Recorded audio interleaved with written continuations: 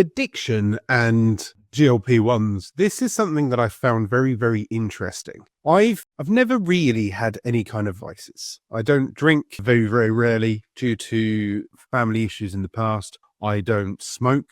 I don't do drugs. So I don't necessarily have the traditional addictions. But with my ADHD, I do have the ability to kind of pick up habits, I guess. And I've been very, very lucky that it's not a negative, life-changing one like drinking or smoking. But what I used to do was drink a lot of canned drinks. So, Coca-Cola, or I would drink a lot of tea or coffee in my early life. Over time, I've been able to wean these out. Like recently, I turned to caffeine-free, including this one, caffeine-free Coke. Whoa, I'm going to make this my thumbnail probably. But what I found while I was on these jabs is that it's certainly dialed down my habits of leaning towards certain things. So I used to drink 3, 4, 5, 6 cans of Coke a day quite easily. I'd hammer them down, whether they were caffeine-free or whether they were caffeinated, either way.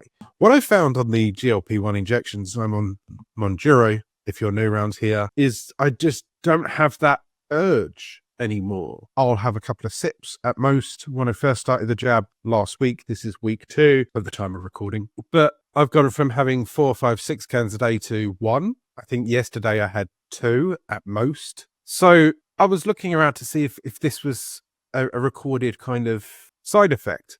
And looking at Reddit and Facebook groups and stuff like that, yeah, it is. People are finding that they're reducing the amount of drink they're taking in, alcohol-wise. They are smoking less. They are using recreational drugs less. Is that because this GLP-1 kind of regulates in the brain impulsive decisions? Maybe. Does it dampen down the reward? Yes, I guess. It's the reason why, once again, I'm not a doctor. This is just my musings spewing onto a camera. But it's one of those things that the drug is supposed to do. It's kind of, it suppresses your appetite.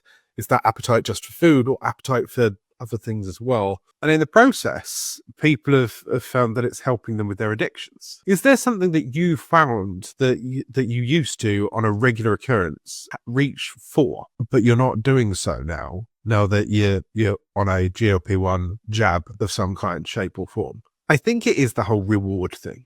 You'd smoke or you'd eat, or I was always a comfort eater, or an emotional eater in general. Something good happened, I'd reward myself with some good meal. Something bad happened, I'd eat myself with something. I always found going to a place was always tied to, oh yeah, we could go there and then we could try this food or that food. Or I'd stay in a hotel and I'd look forward to having a look at the menu.